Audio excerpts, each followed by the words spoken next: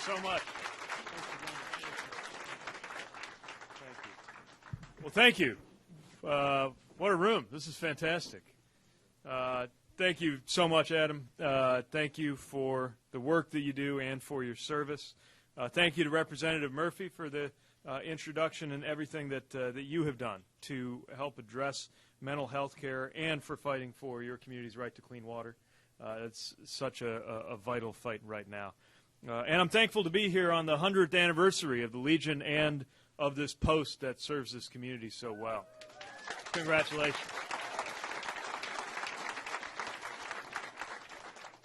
And I wanted to be here at Sweeney Post in order to have a conversation about an issue that impacts veterans and an issue that impacts all of us in the United States, the issue of mental health care and addiction, and a crisis that really is facing this country in a way we've not wrestled with up until now properly, but when we do, if we do, we will be so proud of the steps that we took.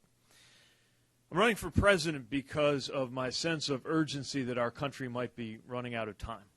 And there is a lot of discussion about what's going on in the White House right now, what's going on with this president.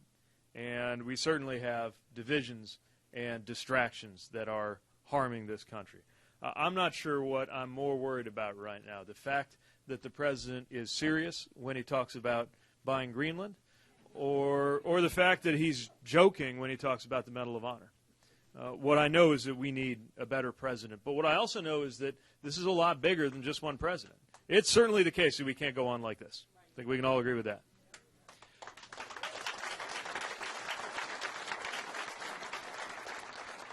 But I think we also got to ask how we paved the way for the moment we're living in the first place. I don't think we would be here if everything was going along just fine in this country before.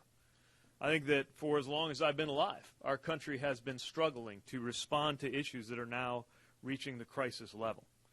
Endless wars, school shootings, climate change, an economy that isn't working for most of us. Think about what it means for the Dow and the GDP to go up like this and life expectancy to be going down. These crises have come to our doorstep, and we are just a few years away now from climate catastrophe, from the gun violence epidemic reaching new heights. We're just a few years away from losing the right to choose in this country if we continue doing things the way we've done them. But we don't have to. That's the point. We can summon the courage to make a break from the past and do something different. And I believe this is our best and perhaps last good shot. And we're not going to get there by promising to return back to normal. We're going to get there by envisioning a new normal and making sure that it's better than the past. That's the responsibility before us.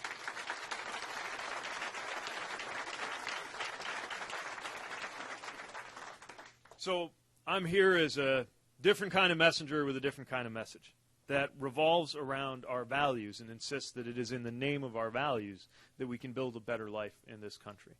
Values that don't belong to a political party, but are rather American values that we share and should never again allow to be used to divide us.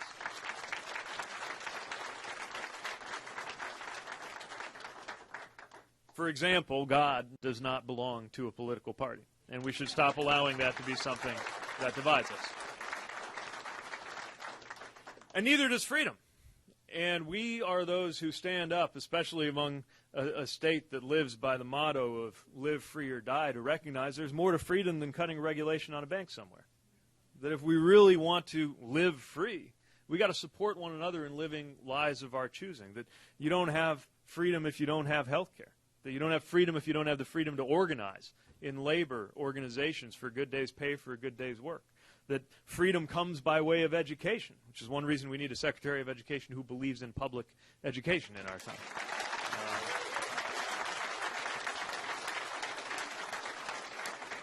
So this is not a partisan value. It's not a Republican value. It is an American value. And I would say the same is true of patriotism, that we have got to walk away from the idea that patriotism belongs to one political party.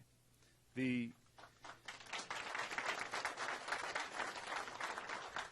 flag of this country, the flag that we learned to salute, the flag that was attached to my shoulder the first time I stepped off a C-17 in a war zone, was not the flag of one party. It was a flag that symbolizes the idea that in this country we are free and indeed obliged to speak up when we think our leaders are doing the wrong thing, and that when we do, we may expect better than to be questioned in our loyalty to the republic for which it stands, let alone be told to go back to where we came from.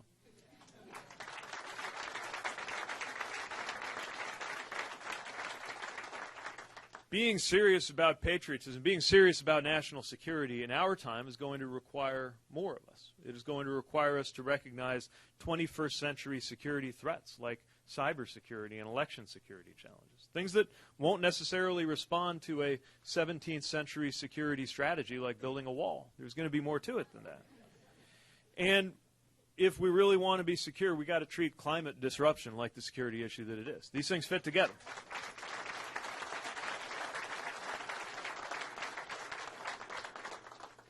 And we have to honor those who serve by being ready to put an end to endless war.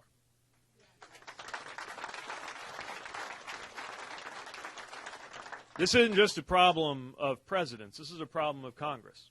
And the way I view it, when there is an authorization for the use of military force, it ought to have a sunset in it, that if a president really needs to renew after 3 years, they can go back to Congress. Because if our service members have enough courage to put their lives at risk fighting for this country, our members of Congress ought to be able to summon the political courage to take a tough vote up or down on whether to send them there and keep them there.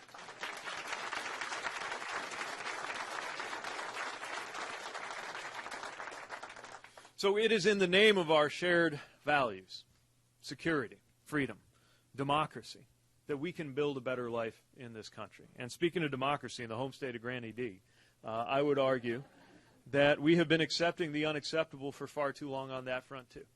The idea that we're going to continue to allow districts to be drawn to where politicians are picking out their voters instead of the other way around, the idea that in a democracy we would allow dollars to outvote people is inconsistent with the value of democracy that so many Americans put their lives on the line to defend here at home and overseas. But we can do better, and we will. I'm running because I have a sense of hope, even in this bleak moment in our politics, this divided moment in our country, that we can do something different. And I'm convinced that as a member of the most diverse and largest generation ever, that my generation's got a responsibility to stand up and to concretely do the things that are going to make a difference, making sure that we can deliver an economy that actually works for everybody, whether you're driving an Uber or waiting tables or whether you got a salaried position, recognizing that a gig is still a job and a worker is a worker either way and ought to be protected as such. We've got plans to make sure that we expand national service, the same source of camaraderie and community and identity and purpose that knits together those who serve together, and those who were spread across different generations when they did. I want every American to have that same feeling that I had when I was overseas and somebody got in my vehicle and I learned to trust them with my life, even if we had different politics, were from a different generation, came from a different part of the country. I want every American to be able to experience that without having to go to war in order to get it. And that's what national service can allow us to do.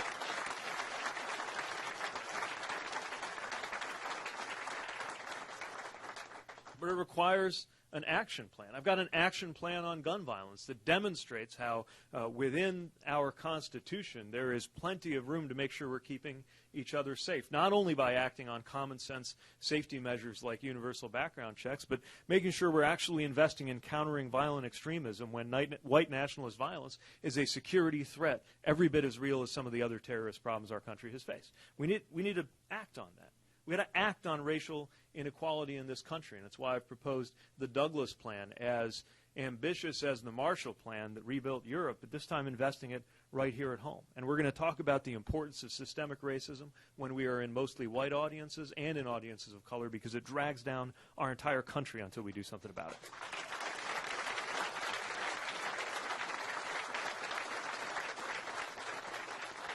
And we can act on health care.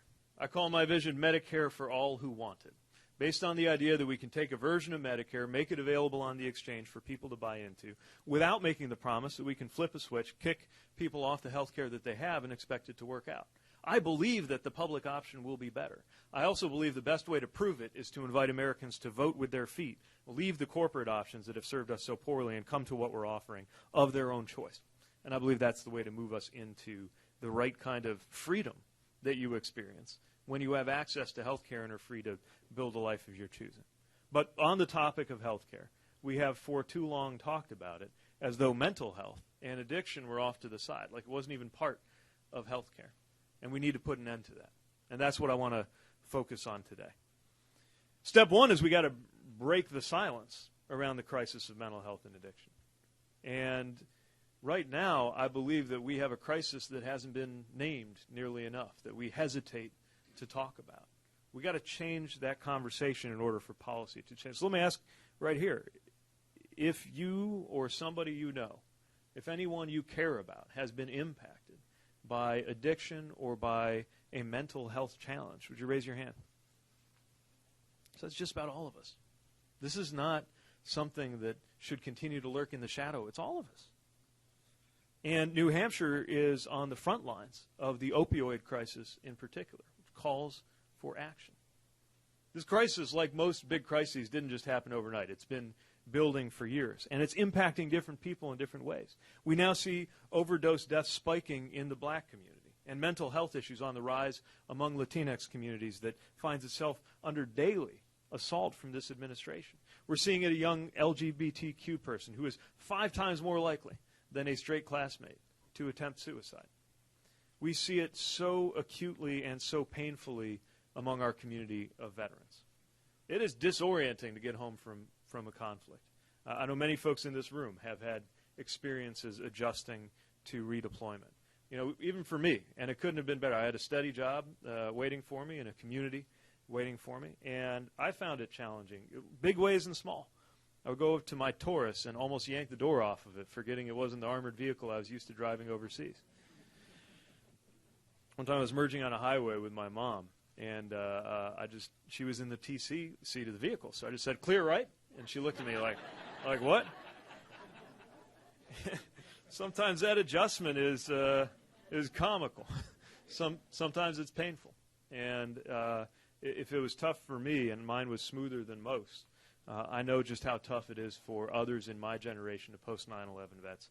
Not to mention a previous generation that I want to speak to for just a minute, because there is a generation of veterans before we had the words for things like post-traumatic stress, and before we had the capacity, I think, in our civic life to separate how we felt about troops from how we felt about the policies that sent them there. That I just want to say to anybody from that generation of veterans in this room, even though it is much belated, thank you and welcome home.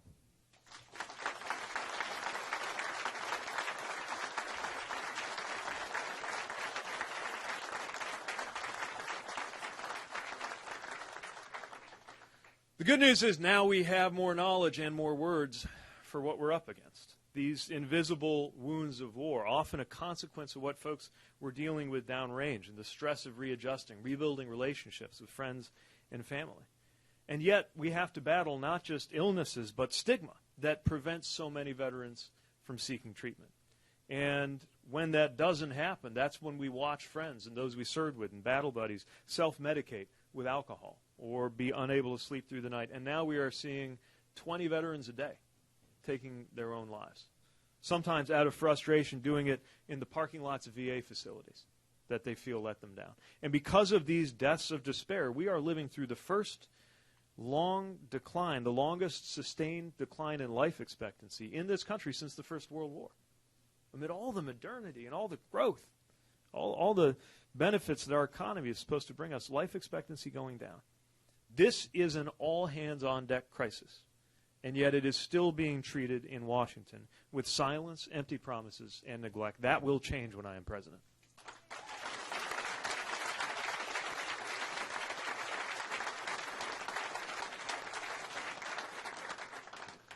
Can't have folks in Congress claim to prioritize mental health and then simultaneously slash funding for its treatment. Can't have a president who calls an entire state a, quote, drug-infested den, and then doesn't appoint anybody to run the Office of National Drug Control Policy. It says that our problems are going to be fixed by putting up a wall. This is a crisis of care, and it is a crisis of caring.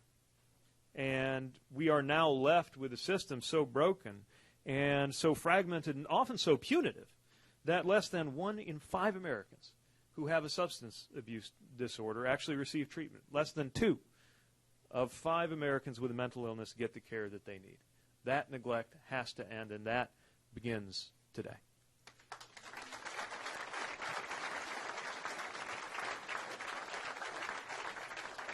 So, as a cornerstone of my candidacy, I'm proposing today a plan to meet this urgent national challenge with a new approach to providing mental health and addiction care, rooted in strengthening communities, so that everyone has the resources to heal and everybody understands that they belong, starting with our veterans. When 70% of mental health care providers in the VA say they don't have the staff or the space to adequately care for the vets they serve, that is a problem. So we're going to raise pay and cut red tape to encourage the ability to hire new clinicians in the VA.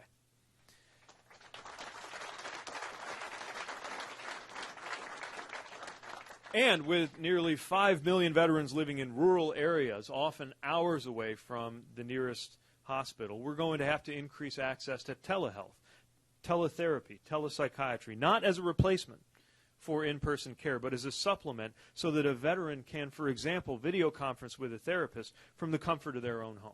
We owe it to bring that therapy closer to those who are being asked to travel too far in order to get it. We're going to increase investments in suicide prevention for veterans because 1 is too many and 20 is a crisis. And as mayor, I know the power of a community wrapping its arms around somebody in crisis. So we're going to offer $10 billion annually in healing and belonging grants that empower local communities to prioritize the issues most relevant to their own well-being. We know that it's different in different parts of this country, and we should not have a one-size-fits-all strategy.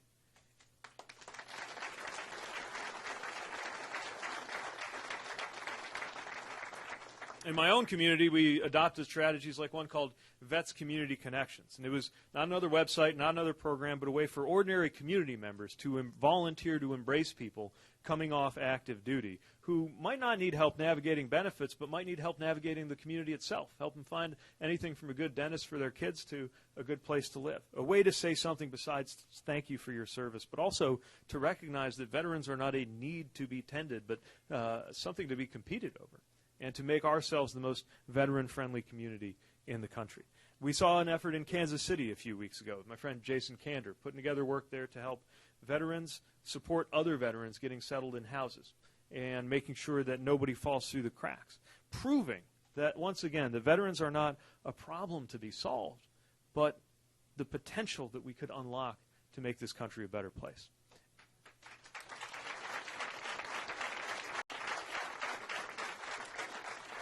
So for every American, we are going to promote access to mental health and addiction coverage and finally enforce mental health parity.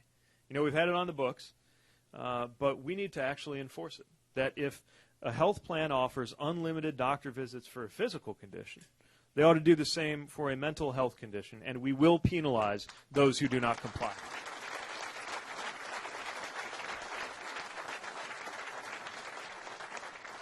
It means tackling the opioid epidemic head-on. I have seen lives saved in our city just by equipping first responders with Narcan, so we have got to ensure universal access, not only to that, but to the life-saving medication-assisted treatment that recognizes that this is a medical, not a moral challenge.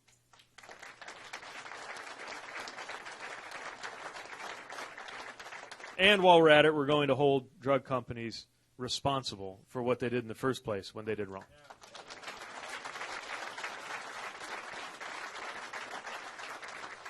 Now, we also know that we've got a provider shortage. When wait times in New Hampshire's community mental health care centers can be up to a month long, and lives depend on whether you make it through those weeks. You wake up, you are revived from an overdose, and your life depends on whether you can get to your appointment, and your appointment is weeks away. We have got to train more medical and mental health professionals and embed them where patients are likely to show up the most.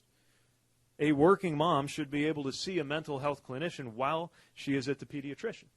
We should integrate primary care and mental health care because they are hand in hand and they are both vitally important.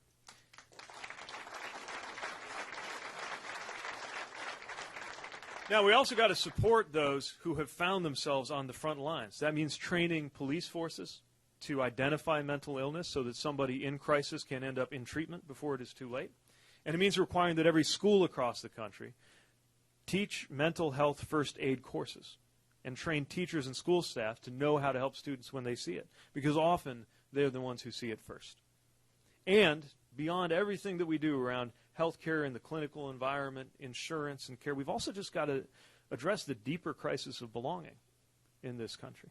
We have to reduce the stigma around all of these issues, the narrative around mental health and addiction, and bring those who are impacted out of the shadows so that we can actually talk about depression or bipolar disorder as openly and honestly as we talk about cancer or diabetes.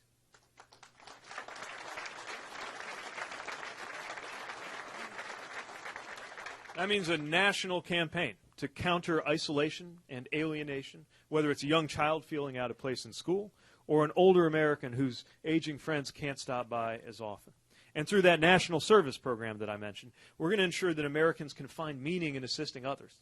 It's the idea behind our community health corps to help those dealing with mental health, and an intergenerational corps that provides caregiving and mentorship across generations.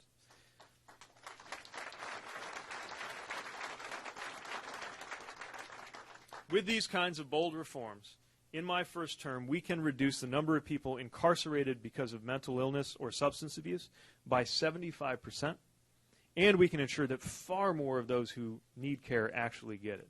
We can get 10 million more people care by the end of my first term. And the accelerating pace of deaths of despair is so great in this country that if we actually act, what progress looks like, if we can cut the number of deaths of despair by half in this country over the next decade, we will save 1 million lives. How can we not? How can we not?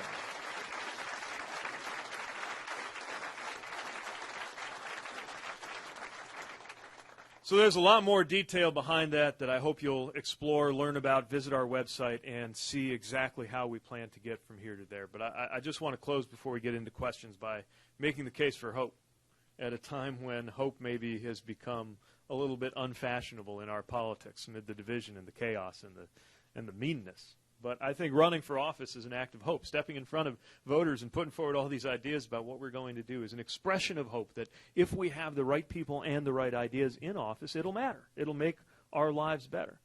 It will make a difference in the everyday for us and for our fellow Americans. And I'm thinking about this in terms of what we're going to tell our kids. I'm planning to have kids one day, and by the time they're old enough to vote, I want to be able to look them in the eye and tell them about what we did in 2020. Tell them about how bad we let it get, and then how much we did to turn it around before it was too late. The steps we took in 2020 were what was required in order to bring about a day when your race had no bearing on your health or your wealth or your life expectancy or your relationship with law enforcement. That we did what it took to deliver an economy where when the numbers go up on a page, our lives actually get better across this country. That a woman's right to choose was on the ropes, but we acted before it was eliminated and shored up the rights and the freedoms of women in this country.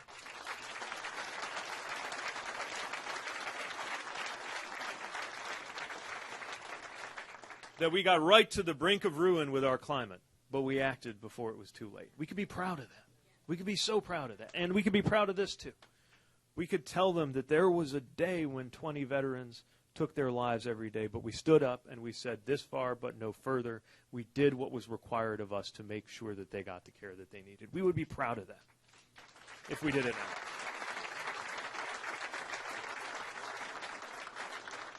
So that's what I'm asking you to help us build. That's what I'm asking you to help us deliver. Walking away from accepting the unacceptable and making the change that we know is required, that we know is possible, and that if we get it right, will give us every reason to stand up taller when we talk about our country and when we talk about this time that we lived in, so that the next generation gets to worry about other things than the problems that we are dealing with right now that they shouldn't have to. That's what this is about, and with your help, I believe we can get it done. Thank you so much for the chance to be here.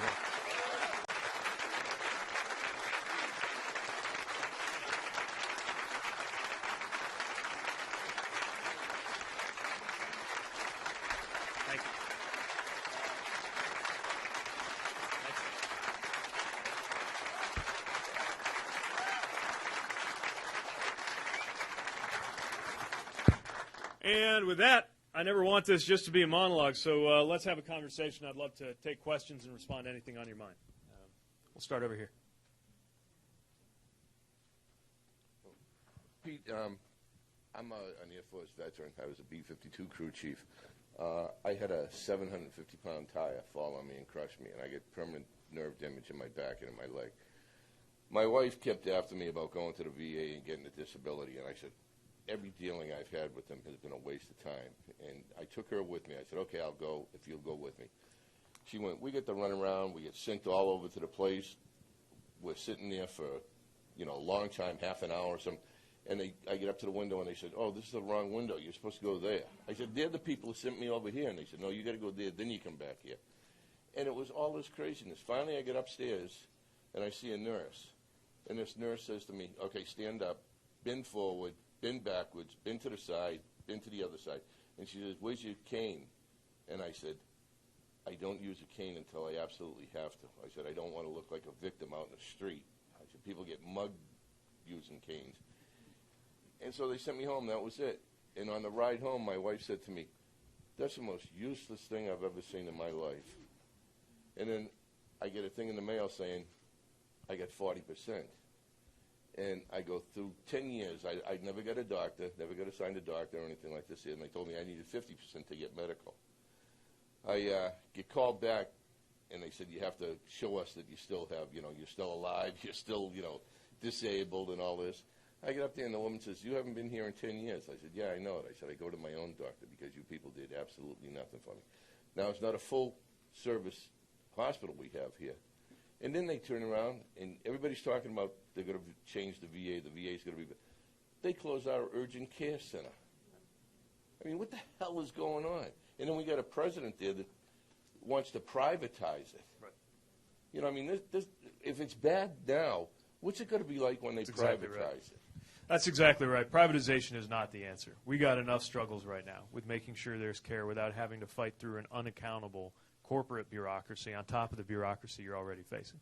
And first of all, I'm sorry to hear this. This is not the only time I've heard this kind of story about an experience with somebody who's trying to navigate a system that's designed not as a way to do you a favor, but as a way to keep a promise. Right? You did your part. You put up your hand. You made a promise to the United States of America. And that's supposed to be a two-way relationship that lasts as long as you were alive. They send us all over the world. Everybody here has been through the same stuff. You get sent all over the world, and they tell you they're going to take care of you if you get hurt or you get disabled. You come home broken and they disguise it. It's a lie. And we can't allow that to continue. And that is true on the physical and on the mental health side. So what do we do about it? First of all, we got to properly invest. When we got a provider shortage, when we've got not nearly enough facilities, so you do have to drive that distance to get there, and then the ones that are closer to you are closing, that is the absolute wrong direction for us to be moving in. Of course, we've got to have flexibility in the system. I'm fine with that. You got a cold, you want to use a choice program in order to get access to care wherever it is near you, fine. But we've got these services for a reason, and privatizing them ignores the fact that different wars have different wounds. It's one of the reasons why we have the VA to begin with. We wouldn't know anything about Agent Orange or traumatic brain injury if we hadn't made a decision as a country that we have to respond specifically to the things that happen in service, just like a service-connected injury. And that principle has to be behind everything that we do when it comes to caring for veterans, including making the funding commitments necessary to actually have the system that our veterans deserve. Well, it took 40 years to recognize they are. Right. Could you go any slower? Yeah. We all get a lot of time. Yeah. Let's do better this time. Yeah. Yeah. Thank you. And thanks for serving. Appreciate you. Yes, ma'am.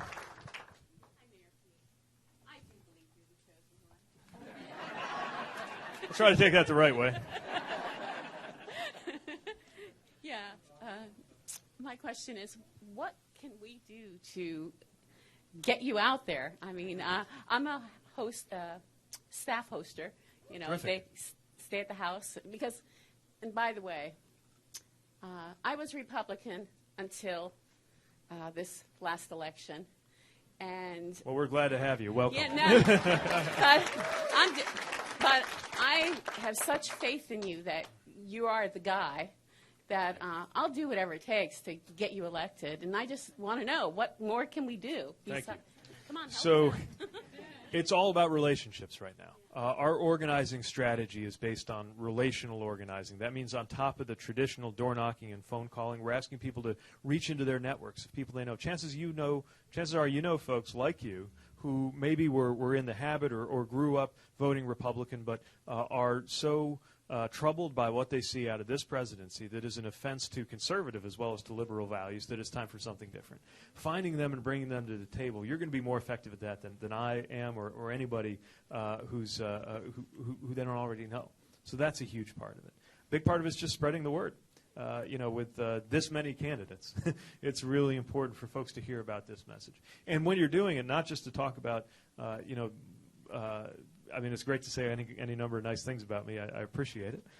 But in particular, to talk about what we're going to do, how it's going to be different when we get national service, why it makes sense to do this approach to getting everybody health care instead of some of the others, and why we've got to act on mental health care. I believe that we have put forward the most comprehensive and forward-looking mental health plan of any of the candidates, and we need it at a moment like that. And it touches everybody, whether folks are ready to talk about it or not. Everybody is impacted on this through every family, every workplace, every school, every community. So I'm relying on you to help spread the word. And we will be here early and often, but in between, we're counting on you to build those relationships that are going to make the difference for us when the actual voting begins. And thank you for your support. I appreciate it. All right. This way. Hi, I'm Bill Stelling. I'm a proud resident of Manchester, and I'm actually happy to see some of our state reps here in the audience, like Patty Cornell and Wilhelm. And terrific. How about all our elected officials just stand up and be recognized for a minute? We're so thankful to have you here. There's Matt. Nice to see you.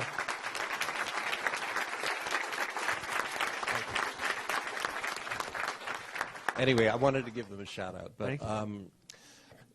Manchester's a great city, but we have the same problems that South Bend has. We have an opioid addiction problem, and we have a homelessness problem.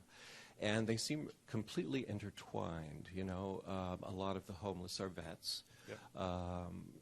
And I think mental health has a lot to do with both of these problems, And so can you talk a little bit about, on the federal level, what can be done about homelessness, providing homes for people who, on their own are really challenged to find a comfortable and safe place to live. Right. This is a huge issue, and it's a driver of increased homelessness or increasingly visible homelessness in so many cities around the country. It's happening in places like Austin or San Francisco where housing prices are astronomical.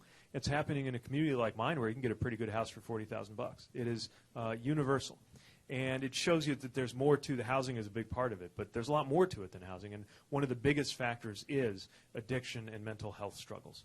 Half the battle is just connecting people up to resources that exist, but they're not wired in. That's true of veterans benefits. It's true of Social Security, disability. It's true of Medicaid. And we need to do a better job of bringing people in and connecting them. That's part of what we're trying to achieve with those grants I was talking about to support communities. Because the people in Manchester are going to know what's driving the problem in Manchester that's deeply different than what's driving the problem in Oakland. And instead of trying to sort it all out from D.C., let's support the people on the ground who are putting together an integrated plan that knows in some places there's more than enough beds for in shelters, but some people can't or won't use them because of addiction issues. In some areas, you just don't have that many shelter beds to begin with. We've actually made tremendous progress toward approaching zero in many communities on veteran homelessness because we knew there was a specific set of challenges and a specific set of resources for veterans. And when we built out those by-name lists, we started working the lists and one by one making sure everybody was connected up. If we build on what we learned there and apply that when we're dealing with homelessness for kids with families with kids, which is another area that I think with a very manageable investment we can drive pretty close to zero. Then we learn about what to do for the next wave of people we're trying to support. This is a national problem, and it's going to take national effort to do something about it. But to me, the best thing we can do nationally is back up those locally who are working the problem in a way that makes sense for the community. Thank you. Yeah. So I got a chance to read your healthcare plan this morning. Thank you. I thought it was tremendous. At the same time, 60% of gun deaths are those deaths by despair that you talk about. So can you explain a little more about the connection between suicide prevention and gun control? Absolutely. So these are overlapping issues. Now, I want to be really clear. When the president says mental illness is an excuse to do nothing about guns, he is doing a disservice both to efforts on gun safety and to those dealing with mental illness, who are, by the way, much more likely to be victims than perpetrators of gun crime. So let's just get that clear.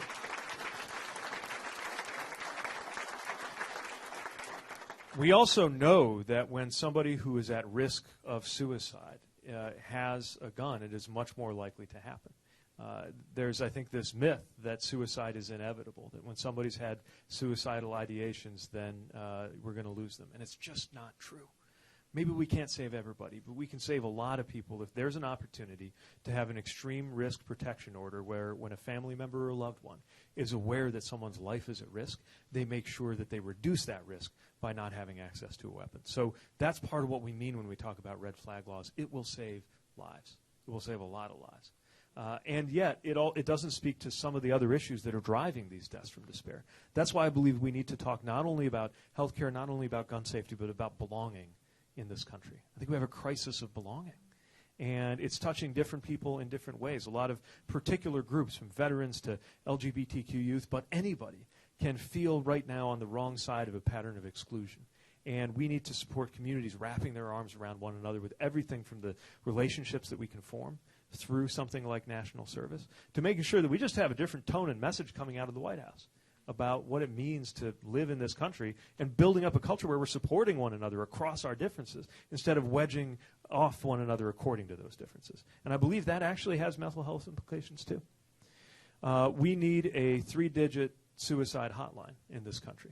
The National Suicide Prevention Hotline does phenomenal work, but we see a lot of evidence that if we just got it to a 3-digit system, that would actually make it a lot more effective. Just more people would know about it and would know what to do or know where to refer to somebody when a friend or loved one's life is in danger.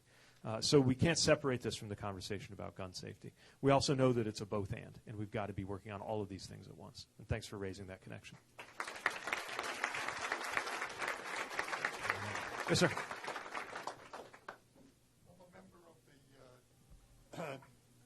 New Hampshire Democratic Veterans and Military Families Caucus. All right. And I wanted to bring up the military families aspect of that. Yeah.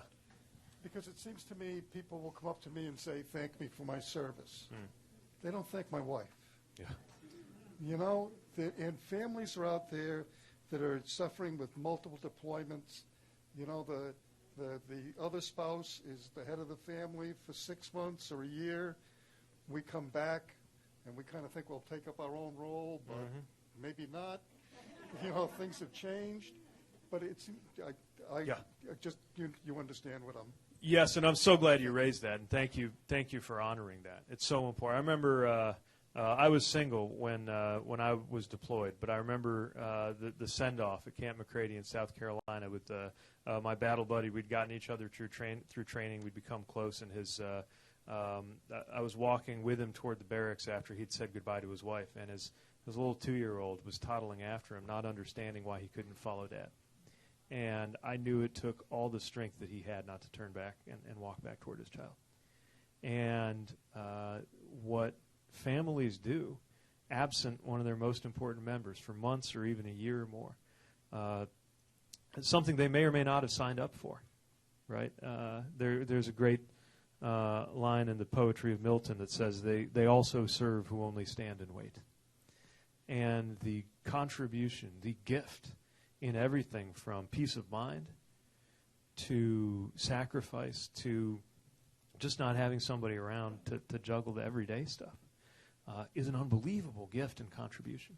And it's why we need to support, yes, veterans who are redeploying and their families. And it's part of what we're getting at with that community connections program that I mentioned. So the idea there is there's a lot of people around who want to do something for veterans, but they don't know how to do something besides thank you for your service. And they think, well, gosh, I'm not an expert in veterans, navigating the VA. I'm not an expert in counseling. What good can I do? Well, a lot of people are experts in their own communities. And so by setting up the way we did it in South Bend, different in different communities, but the way we did it was we set up a way through 311. If you called the city's 311 system looking for help, it could be getting a trombone lesson for your kid. It could be knowing what kind of neighborhood you might want to move into for people coming off active duty or retiring, that their families would have that support from people who could actually do a lot more than they realize to help, just by helping somebody navigate. And it's an example of those kinds of connections. It's an example of that kind of belonging that we can build up. I always think of my right hand was a gunny sergeant. Are any Marines here? There's got to be a few. I know. There we are. There we go. All right. I learned a lot about Marines while I was deployed. Some of it quite good. His wife was at home with 4 boys aged 7, 8, 9, and 10. Can you imagine? He's also going to retire at the tender age of 38 because he got in right away, right? And he's ready for Chapter 2. And I want our community to be a community that is competing over a family like that makes them feel, we want you. We would love to have you here because you can choose any place in the country now to go build your second career, become a football coach, teacher, whatever you set your sights on. I want this to be a community of choice. I want all our communities to be competing over our veterans and military families instead of treating them like mouths to feed because they have so much to bring to our communities. And thank you for honoring them. Yes, sir. You've shown great credibility and experience on almost all of the problems we've discussed today. How about on the world stage? We face a lot of challenges and dangers in the world. Can you address how you're going to approach that, who you're going to have in your cabinet to assist you with the many problems we face? Yes, sir. Thank you. The next president is going to have 2 really big jobs right away when it comes to foreign policy. Number 1, explain how and when we are going to set the bar for using military force. And I would argue it needs to be set much more clearly than it is right now. And 2, restoring U.S. credibility around the world at a time when it is collapsing. I mean, to be in a war of words, right?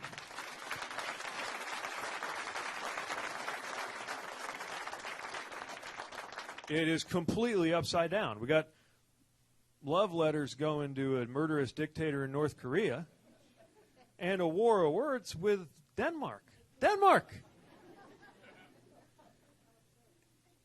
It actually makes me think about my deployment because there was a Danish general in the building right next to ours, a lot of Danes that we served with in Afghanistan. And the idea of looking him in the eye, if I were a service member right now. So we've got a lot of work to do.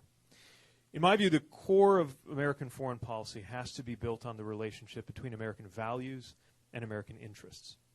Any time that we've tried to sell out our values to advance our interests, it's caught up to us as a country.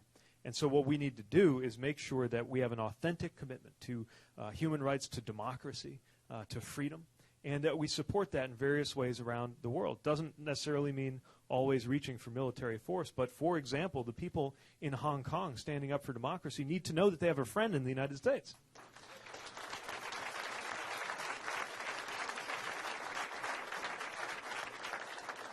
China needs to know that if they repeat the Tiananmen massacre this time, they will be isolated from the community of democratic nations. But messages like that, and whether we're talking about that or whether we're talking about Russia, Saudi Arabia, there's a lot of countries throwing their weight around here in ways that I think reveal the vacuum of American moral authority. The leadership. The world needs America right now. But it can't be just any America. It's got to be an America that is actually living these values that are so essential to why we are respected, why we are regarded around the world, in addition to all of the military capabilities we've got to maintain. And my foreign policy will revolve around that central idea in our engagements around the world, that we will be a friend to those who are seeking a better life and a better world, and that we will do it in ways that use the full spectrum of American power, moral authority, military if absolutely necessary, but let's remember we also have diplomatic and economic and various tools at our disposal, and we should be using all of them. But it'll ring hollow if we're not practicing what we preach at home. If a foreign dictator can find an echo in the way the American president talks about media that are publishing critical news stories as enemy of the people, then that vacuum grows deeper and the consequences grow more and more serious. It will be urgently needed immediately to set that right, and it'll be among my top priorities as president. All right. I'm told we're out of time, so you get the last word, and I'll talk fast because they told me we're actually done, but I want one more question. Hi, Mayor Pete. Thanks First for coming. off, thank you so much for coming and speaking with us. I myself am an 11-year Air Force veteran. I served from 2003 until 2014, where I was medically retired. So I spent a year in a burn rehab unit after I was seriously injured while on duty. And during that time, I felt what it was like to be alone for the first time. And after I returned to duty, was not able to do my job and continued to feel alone, even while surrounded by fellow members of the military. And then after I got out, again, I felt alone. It wasn't until recently that I moved here to New Hampshire. I settled in Londonderry in order to start my life with my husband and our children, that I found a community of veterans at the Manchester VA. And I have since then started to volunteer for their whole health program, and have also dedicated my life now to helping veterans who feel alone and who feel like they are out of place. My question to you is, right now we have a whole health program that consists of one very small office with 4 desks kind of jammed into one small area. I believe that not only do we need to focus individually on mental health and physical health, but we need to look at the whole person.